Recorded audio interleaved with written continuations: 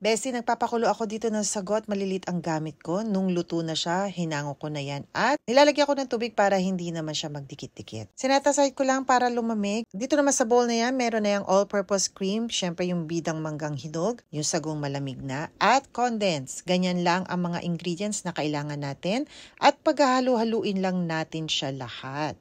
O diba, ang simple lang, bestie, para ka lang gumawa ng fruit salad. Total, ang mango is fruit, kaya fruit salad na rin. Maliliit lang din ang hiwa ng mangga para bite size ang datingan. At syempre, kailangan gamitin natin ang manggang hinog para sweet like me.